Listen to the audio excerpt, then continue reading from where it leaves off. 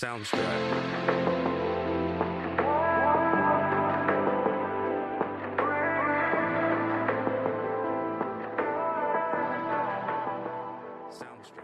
Hello and welcome to the Natalie Wise Woman podcast, a place where I bring in the wise women and men of this world to discuss topics related to becoming your highest potential. Enjoy this episode. Hello and welcome to this episode of the Natalie Wise Woman podcast. This is officially the first episode of the year. We are on the 1st of January 2024, and I am excited. 2023 was definitely a year I will remember. It's kind of like thank you and bye-bye. Ready to move on. And I feel like many people have had a similar experience with 2023. So I'm inviting in this year with this beautiful conversation with my friend Anja Kadziolka. She's a shaman from Finland who has her kind of former background with business coaching and kind of in copywriting in the business world, and now transformed fully into her kind of authentic path of working in the realm of healing. I think you, Anja, have a really interesting story, and that's why I wanted to have this discussion with you and kind of share your voice and your journey, because I think there's a lot of things that people can relate to. And, you know, one of the things that I wanted to touch on in this episode is spiritual awakenings, because, you know, I've been going through one for the past, what would I say, maybe 5-6 years. And I know that a lot of people are going through these big changes, and you went through one as well, and it really transformed your life. So I would love to, you know, ask you just like, how would you describe a spiritual awakening, and what would you say that was like? What was that experience like for you? And you can share as much as you want about your background and you know, about what happened, what it was like, and then how that kind of changed your life. And I also want to thank you for being here. So yeah, just tell me what you kind of, what that was like for you. Thank you, and thank you for inviting me, and Happy New Year to everyone watching. And I've been thinking, when did it actually start? Because did it start from the moment when I started to realize that there is something bigger in this world, or there is something more than what we see with our eyes? Or did it start already like a really long time ago, when all the difficulties in life started? That maybe it actually started a long time ago. And yeah, I've been trying to think. In 2013 I had this big change in what I did. I had an ad agency. I started in 2008 as a copywriter, and in 2013 I had 2 small kids, and I was wondering, do I really want to do this advertisement work forever? And then I started thinking, what is actually important to me? And I think that was a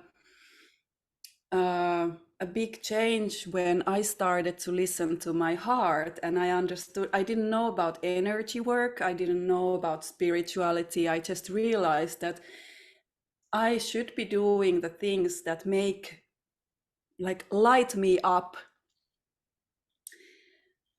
That I noticed that when I was talking about the advertisement stuff, and I was like blah blah blah blah blah blah blah, but then I started talking about like time management and finding your dream, and what kind of what do you really want to do in life, and I could feel how my eyes lit up and my hands started moving, and I kind of really woke up. I started living. So I was thinking that, okay, I need to change what I do. And I did. I started a new blog and started talking to mother entrepreneurs about time management and how to make their dreams come true, even if they have those small kids, like I had 2 kids in diapers and a business. And yeah, that was like, you know, there is many steps in spiritual awakening. You can get these kind of smaller awakenings during your life, but then the real like big awakening for me happened in 2020, like a bit over 3 years ago. But before that, there was a really dark night of the soul, a long time with all kinds of divorce and burnouts and all kinds of really heavy events in my life, when I actually had to turn to God. And I thought of God more not as a Christian sense, but as a loving,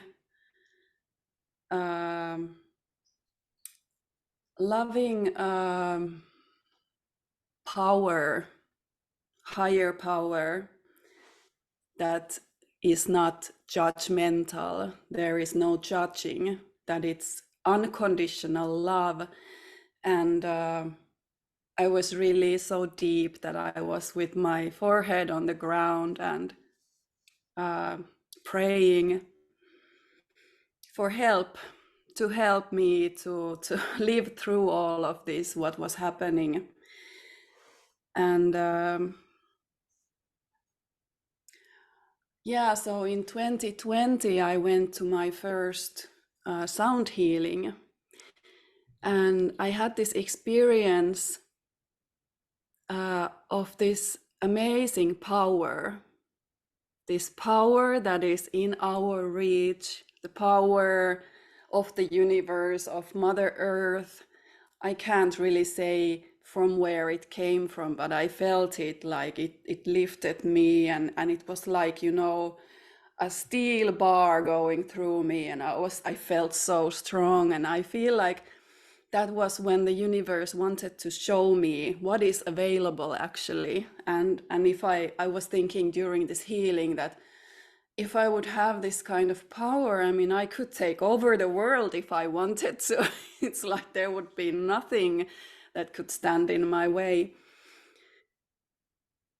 And yeah, so I realized that it's possible to find strength and to do whatever you want. And yeah, so this all was about the spiritual awakening. Then on Halloween weekend, I went to my first retreat.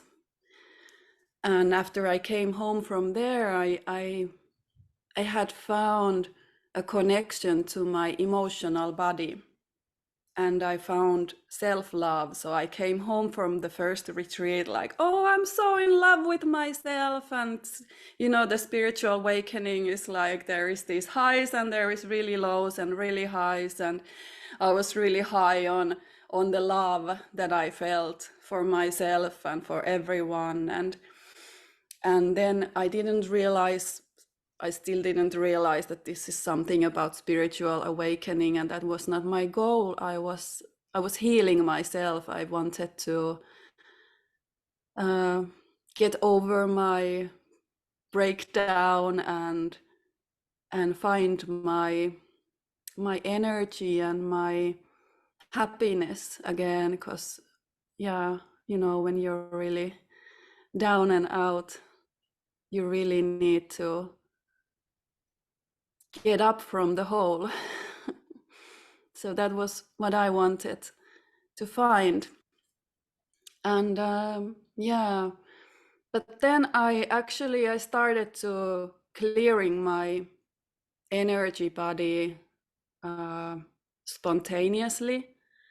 When I was resting, I could get connection to my emotional body around my physical body, and kind of recognize the feelings that I had and then release them. And they released like with this kind of physical reaction of my body. and I was able to clear my energies, get lighter. And then in December, in the beginning of December 2020, I went to my second retreat with an intention. I remember I asked from the universe, from God, that I want to give me courage to let go of the heavy burden that I am carrying. And then I did in this really strong breathwork exercise, which was called Breathe and Release. There was this really strong emotion, like a big lump of something really heavy. It was released from my chest, so that I kind of like, I was lying on my back, and I went completely up with my chest, and then like just fell down, never so relaxed as then. And there was this big scream of of something leaving from my body. And that was the moment when the Kundalini awakening started. I didn't know anything about that. That was not what I was looking for. But there was this crawling energy from the base of my my pelvic area. It kind of crawled up, and I could really feel it. Yeah, that was the moment when all this started. After that retreat, I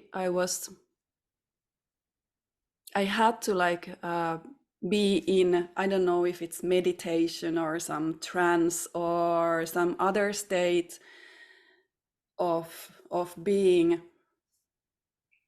but I was taken down really deep into kind of meditative space for many hours every day. I had to rest and I had to meditate. I had to be somewhere else than in this world. And so much happened. Yeah, that was my spiritual awakening. And there was a lot of other stuff also. My skin was itching a lot, especially on my back. And I could see the beauty in things I had never noticed before. So everything was looking so beautiful. I was like amazed with everything that I saw, and with so much happiness and joy and light and love for everything. And I had no idea what is happening. So with the Kundalini awakening, there is often physical symptoms. So my body was shaking, and kind of the muscles were, I don't know how to say in English, convulsing or something. Is that the right word for that? But then I Googled shaking during meditation. And I found the Kundalini awakening symptoms, and I realized I have those all. Thank you for that, Anja. I think that's, that describes it very well of what it can feel like. And, when you were talking about the kind of when you went into prayer a few times in the story you said, and kind of how you surrendered to something bigger, that really gave me like full body chills, because that is the power of prayer and surrendering to something else, where we don't need to be in control of everything, and we're actually a small piece of something so much larger. And that's really, I think that's one of the most profound things, when we realize that it's not just us and the world around us, but it's really, we're part of this really big, there's a big unconditional love, like you're saying. With the spiritual awakening, there is also this sense of getting messages.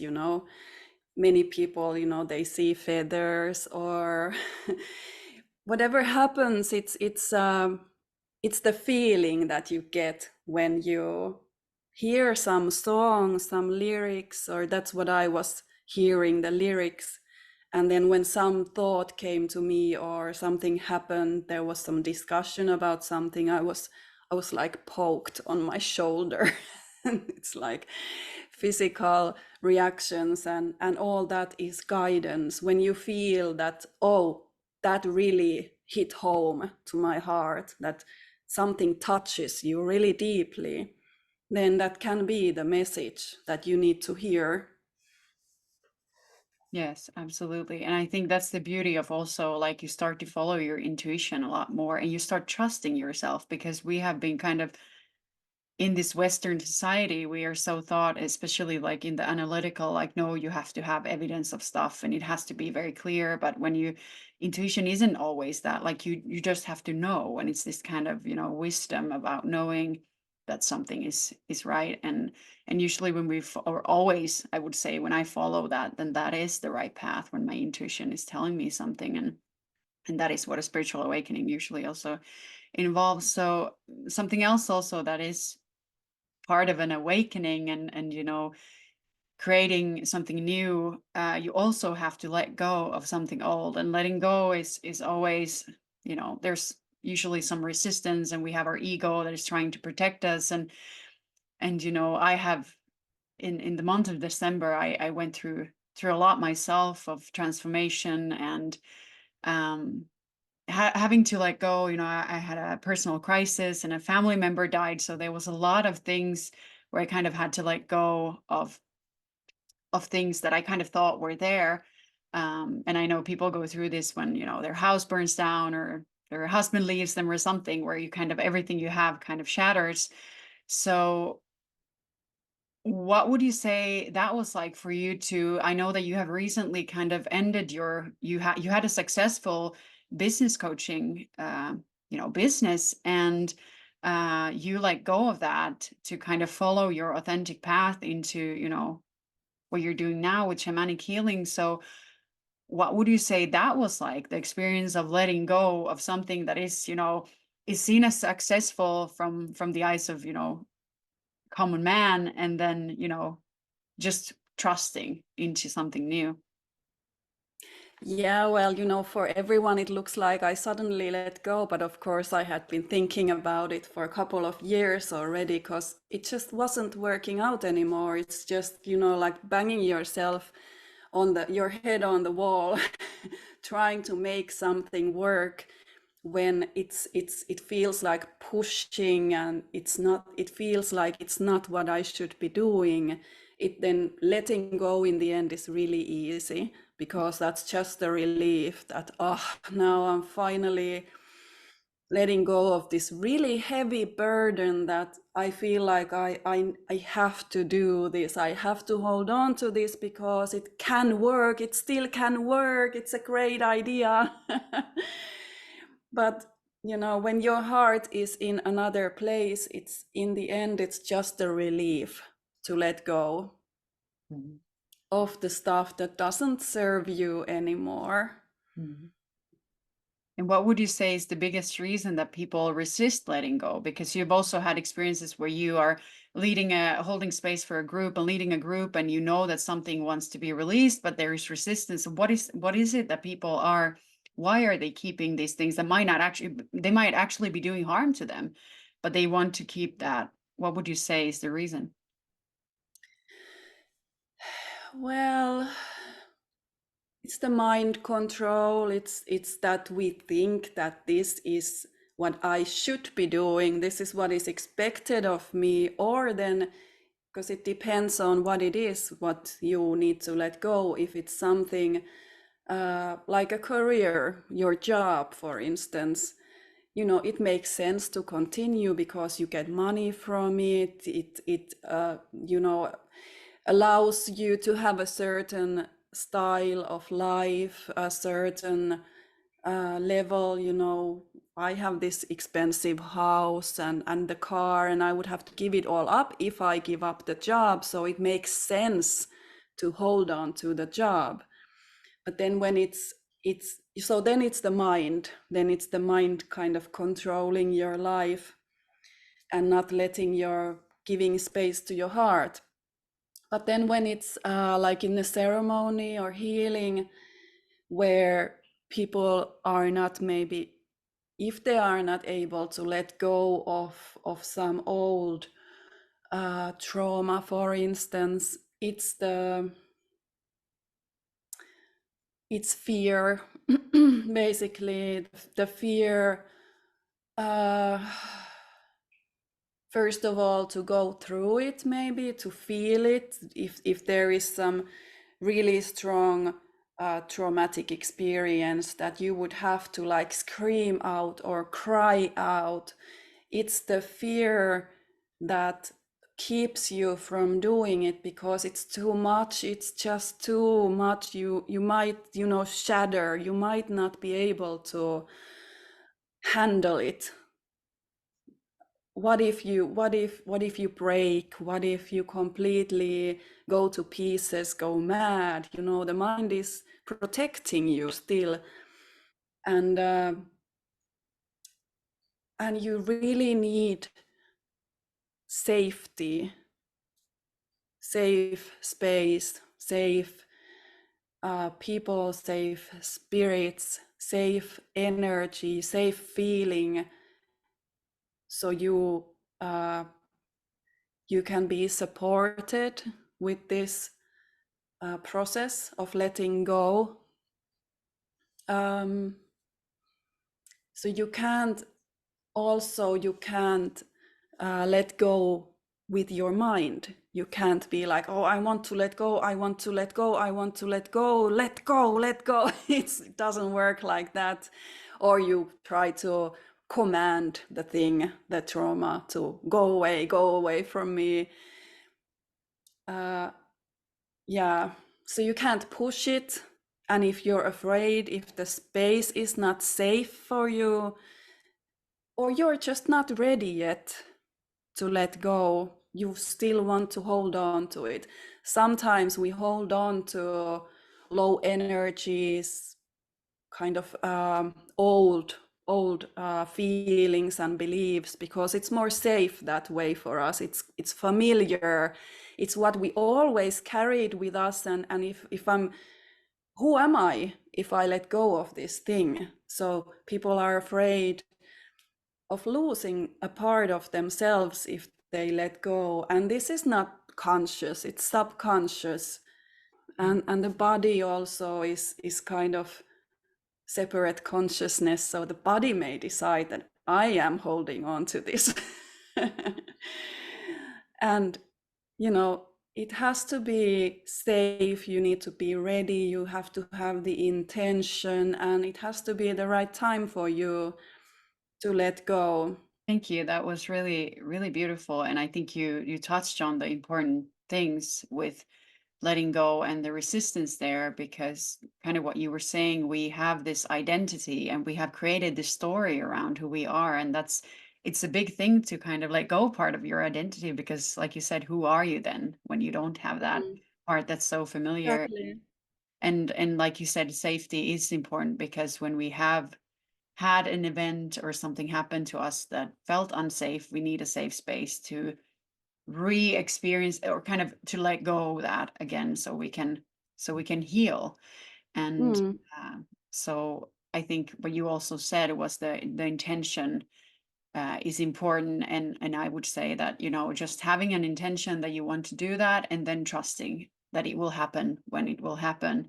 And not yeah, because we're so used to like, I have a task and now I'm going to go and do it, but it's not about like going and doing something, but it's really about like, you just say that this is what you make a prayer, an intention of what you would like, and then you release that it needs to happen now, or trust that it will happen when it will, and in the way that it will, and that there will be yeah, a safe yeah, space. exactly. And you don't have to like really, you don't have to, or you shouldn't relive the traumatic experience, but the feeling that it left in your body, the fear or the sadness, you just have to feel that emotion and give it space and just sit with it. Like I said, that the body is kind of a separate consciousness from us. Then those feelings are like separate You can think of a shape, a form, a color, a face, a personality to it. And then you can sit with it. You can say that, you know, I'm here with you, I'm here for you, and I see you. Because the emotion only wants to be seen, and you know, you need to face it. You need to give it space, and then it can release you. It's I think you describe it really well of how we need, that's a way to heal. We feel the emotions. And I think Matthias Stefano talked about this really well when he said that it's really important for all of the cells in our body to feel the emotion, to not get sick exactly. and to heal. But we Yes, shouldn't get stuck in our mind with what happened, because then we create a story and exactly. then we kind of Yep. traumatize ourselves. So the cells Yeah, in the body need to feel it, but the mind doesn't need to loop in whatever happened. exactly that. Yes, yes. So I think that's really important. And I wanted to talk about also how we met, because I think that's I'm really grateful that I met you first of all, and you've been Me a really good too. important support to me when I've been going through stuff, and helping me find my own voice and my authenticity. And so I think it was last year when I came home from my first ayahuasca retreat, which you can listen to more about in the first episode. I came home and I was ready to I had had some ideas of what I wanted to do with my health coaching business. And I was really excited to kind of launch some new programs and, start working with clients.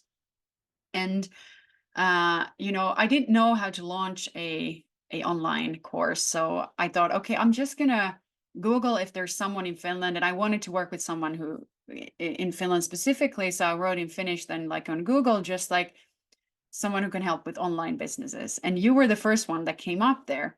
So I went to kind of your blog, and I was like, this woman seems like the perfect fit of what I want. And I was like, I hope she can do like one-on-one coaching. And you had that. And then, when I had already decided that I was going to work with you, I read on the page that you're also doing shamanic healing in the sessions, and I was like, "Oh my God, what is this? Like, is this even real that there's someone who can help you with your business and also kind of do cleansing and healing for you?" And then we started working together, and what you really helped me with was authenticity, and really, stop, because for me one of the biggest problems as an empath and as someone who's a people pleaser has been to really try to please everyone. And what are they going to think, and what is she going to think, and what is my mom going to think, and if I do this and this, and it becomes so confusing, and you don't know where to go, and you kind of get stuck in this like pleasing other people on your path, and like Yeah. making big life choices just based on what other people are thinking. So you helped me really with this kind of finding my own path and my authenticity, and really stopping to like, who gives a shit of what other people are thinking, because you're living your own life. And that has been really valuable for me. So I would love for you to share a little bit about what you are currently doing in this field, and kind of what that has meant for you to finding your authentic path and who you are. I have talked about being authentic and the real you for years already, forever, and it's always been really important to me. Even though, of course, I also have this people pleaser inside me, and I've been healing her for a long time. And I remember when I was in the, you know, employee of some company before I started my own business, I was in psychological tests, and and the one comment that this tester had after the tests was that I cannot work as a salesperson because uh, roles I cannot play some other role from what I really am. Like I don't know how to explain this, but the result of the psychological tests was that it's really important for me to be real me and not do some role of some super salesperson or something. Of course, sales doesn't require you to have a role. It was funny answer, funny result for me now because I know better, but yeah, it's been a long road of finding who I really am. You know, I talked about being the real you and about oh my God, how do you say it? Authenticity. Authenticity. Yeah. Uh, and then in this year when I went to the sound healing and the first retreats, I remember this spiritual coach that I was talking with. She asked me that are you the real you? When I was talking to her about being authentic, and she asked me that, so who is the real you? And I went like completely like blank. Okay, well, I always thought that I am the real me. I always, you know, people always think they are what they are, the story that they are telling themselves. Of course, it's me, it's the real me. But then sometimes you don't really know who you are before you dig deep down and you shake away the parts that somebody else created on you, the society or your parents or friends or whatever layers you have like put on yourself. And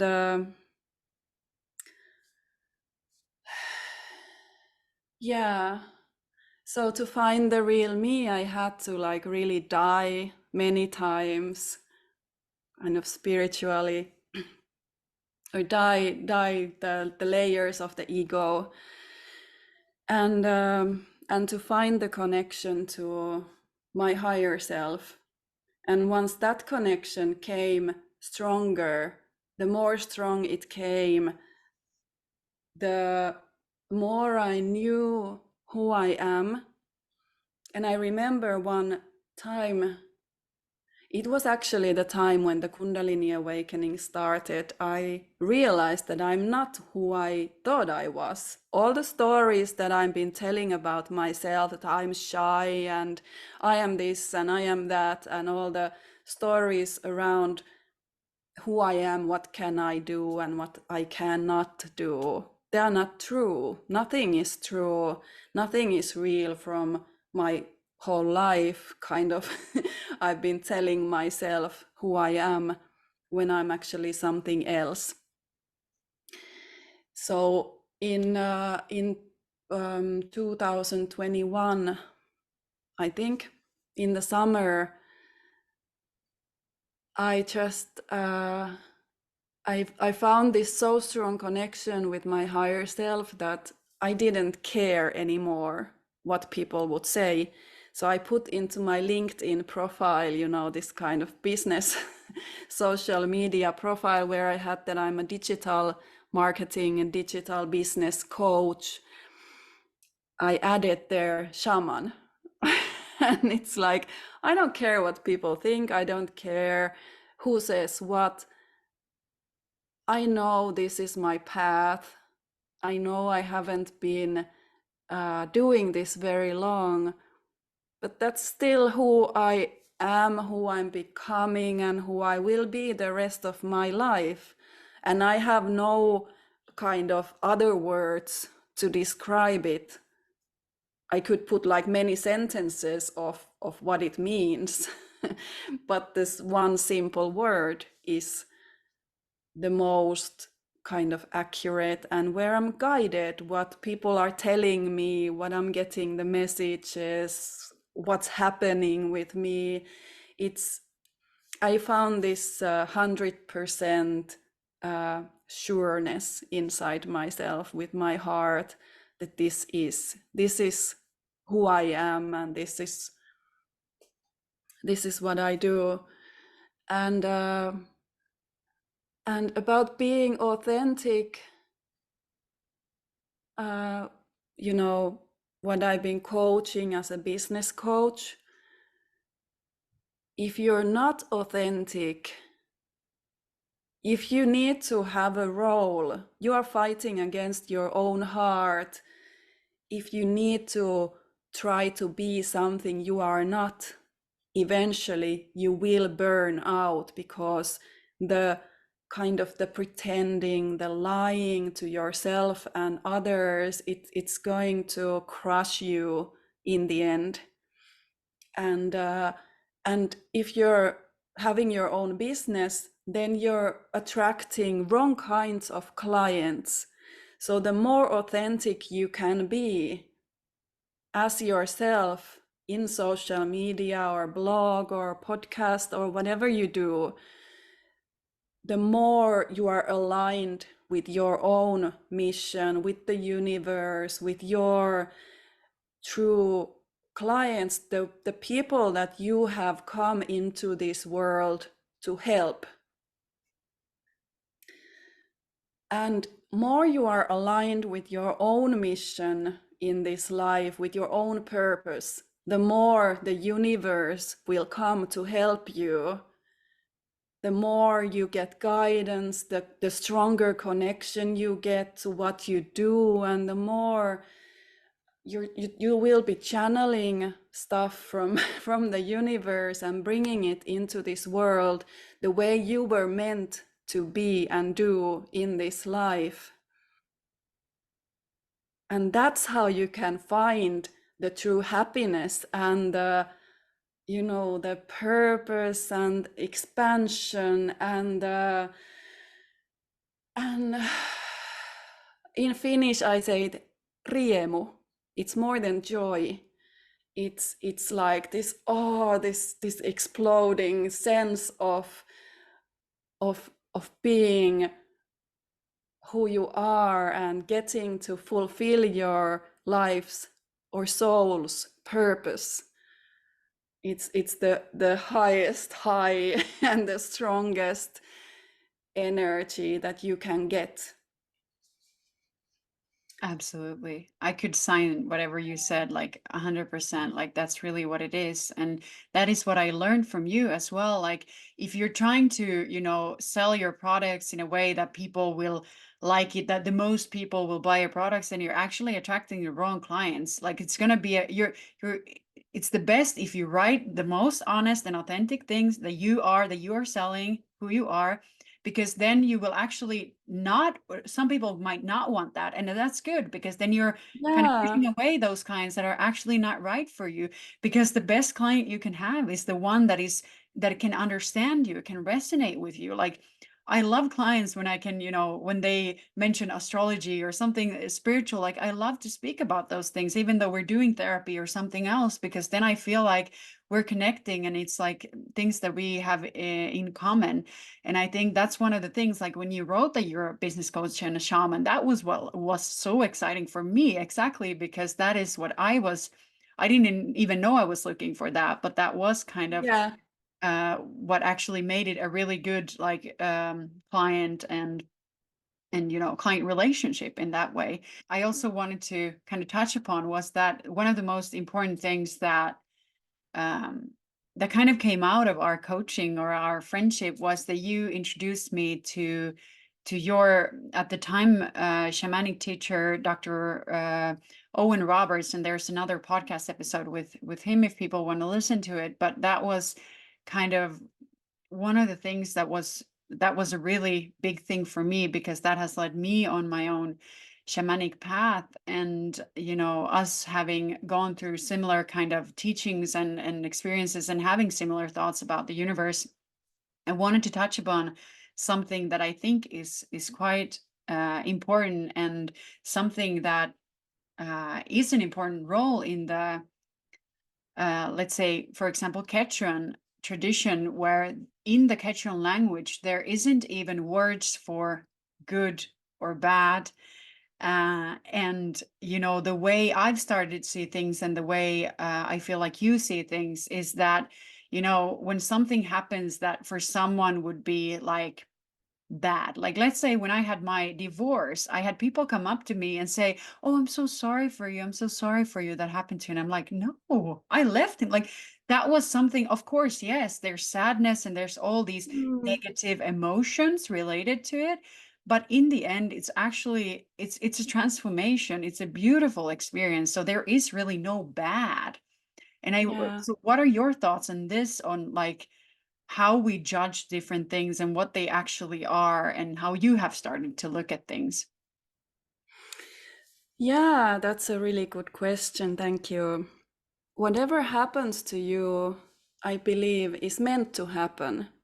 So if it's something that normally people would consider bad, like a divorce, or you get fired from your job, or you lose something, it's always it always comes with a lesson, even though it's really, really hard to see at the time, when you feel like, oh, why did you do this to me, life? Oh, I've been so brutally treated in this life, and you feel like a victim.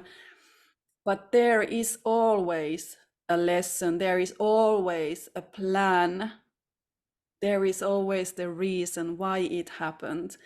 You are being freed of old things. You are being released so that something new can come to your life, or that you can experience something triggers you. Something can trigger in you, like a fear of being rejected, for instance. And then you go through that feeling, and you actually, at the same time as you kind of suffer, you if you agree to feel it, then you are cleaning yourself from that trigger, so that the more you get triggered for that thing, and when you finally are able to face it and let go, then you are so much stronger, because you cannot be triggered by it anymore. Like, we are being triggered with fear. We have us, oh my God, what is happening in this world? What is happening in my life? What can happen to me tomorrow? What can happen to me this year? Oh my God, I'm so afraid. But when you the more you are triggered, and the more you agree to feel it in every cell of your body, without making any stories for it, like, why am I so afraid? You just feel the fear, and then it lets go of you, and you do it over and over again. And when it doesn't trigger you anymore, eventually you are not afraid of those things that you were afraid before, if you agree to go through it. Yeah, so things happen for a reason. And terrible things happen. It's really difficult to understand that there would actually be some reason for it. But there is always a plan for you for this life, and you have made that plan before you came here. You agreed to it. That's what you came here to learn. So yeah, things happen to us all. I mean, what everything has happened, you know. But the more you feel it and experience it and learn from it, and basically, especially with healers, I have learned that especially healers are tested in this life a lot, because the deeper you have gone, the better and deeper you can help other people with. Because if you have not been so deep as your client has been, you can't help them.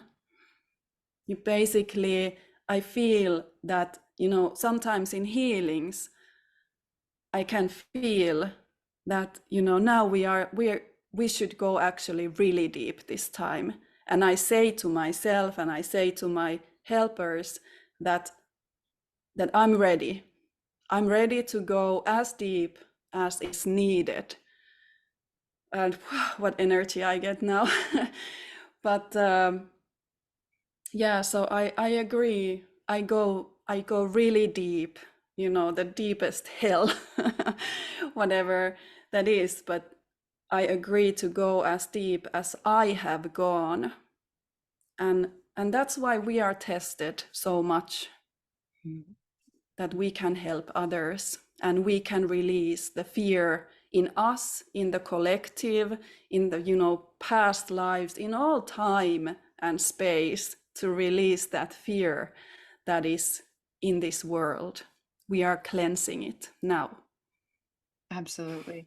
And I think it's really transformative when you have that mindset switch of why is this happening to me to what am I supposed to learn from this? And like you said, like we agreed on these lessons before we came, and that when you switch that mindset, it's not going to make necessarily the feelings easier because they're going to be felt and it's going to be uncomfortable, but it's still going to Mm, make the experience, the whole experience, because when you look back at it, the most painful thing that happened to you might actually be the most important thing that happened to you, guiding you on your path. And what you were saying yeah. about healers, I think that's absolutely right. And one of the reasons is that as a healer, if you haven't dealt with your own shit and you haven't kind of looked at your own triggers, then how can you help someone if you get triggered all the time? Like, let's say I'm a therapist and I haven't looked at my own shadow, I haven't dealt with my own traumas, then I will get triggered by a lot of stuff the client is saying, and then I can actually not help them because I just get triggered all the time.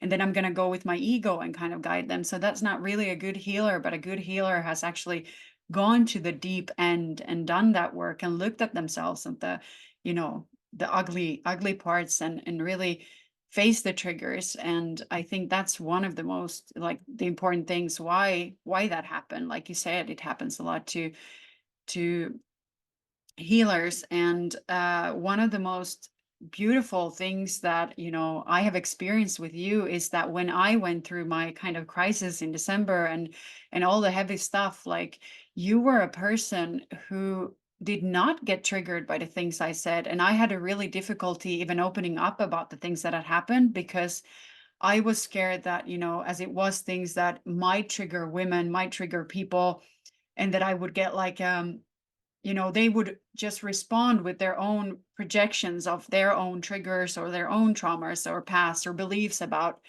men or people or something. But you didn't have that. I didn't feel from you that you had your own projections, but you were really just trying to ask me, like, what do you think is for your highest good, and like just feel yourself. And that was the most helpful advice I could, or not even advice, but the helpful response I could get from someone was not someone who got triggered, but someone who actually just kind of held the space and just, pointed it back to me that I should listen to my own self. And that was a beautiful experience. And that is, I think, what a healer can give when they don't have those triggers, where they get triggered by the smallest thing that someone kind of says, or even like, deeper things. So thank you for that. Mm. And I think that's something that we can all gain from doing inner work and personal development. Um, I want to thank you for coming on this podcast. You've shared some really, really important insights.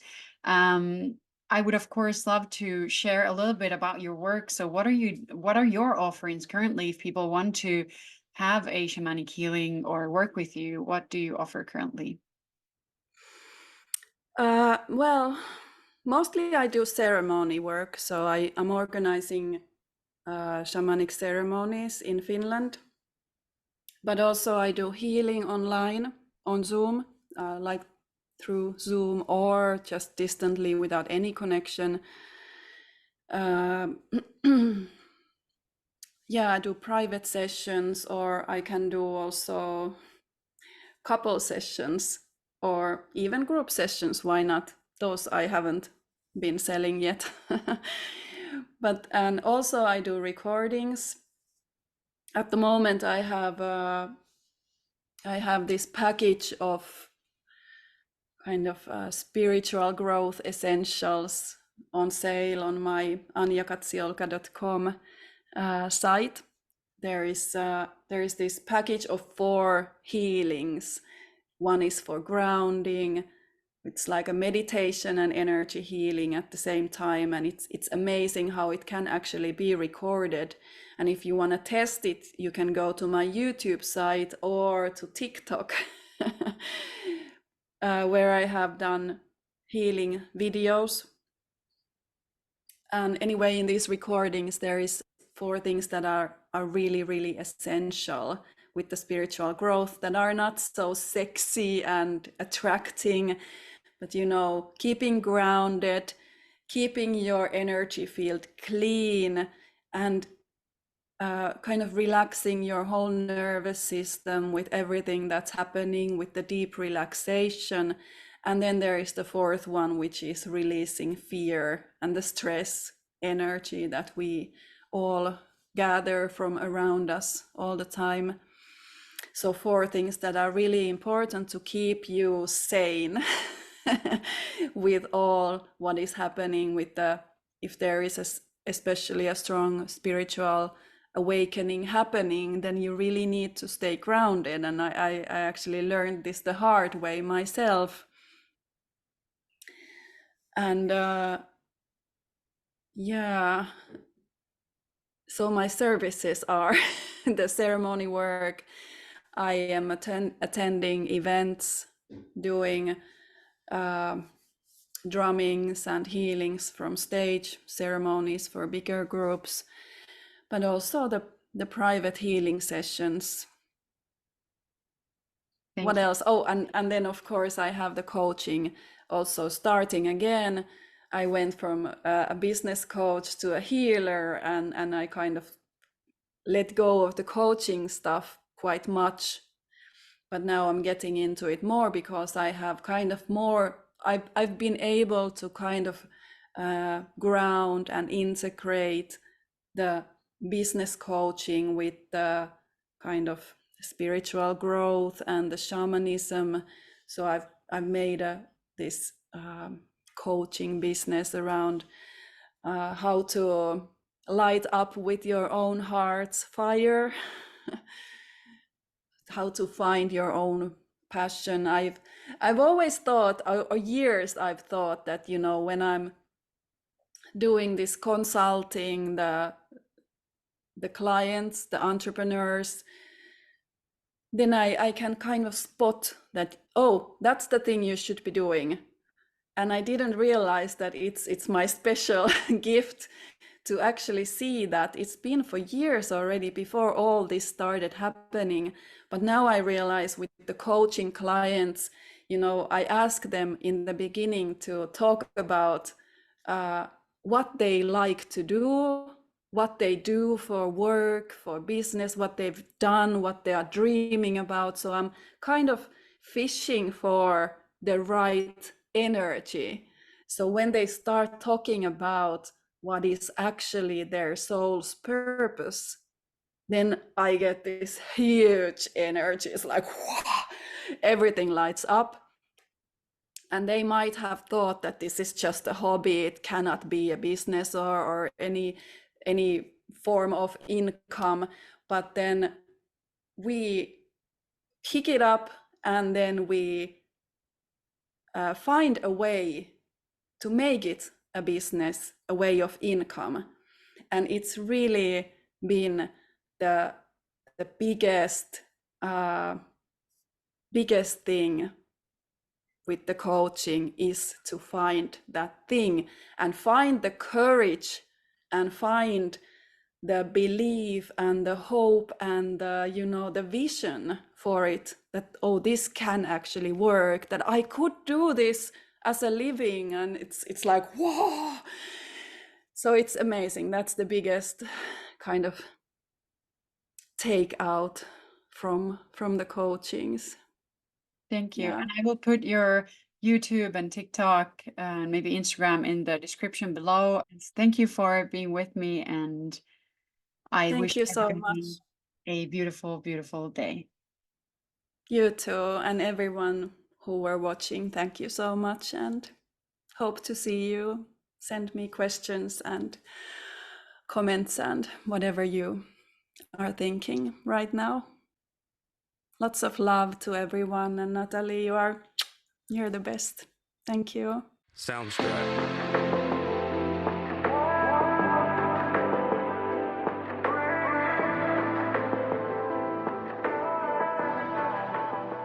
Soundstripe.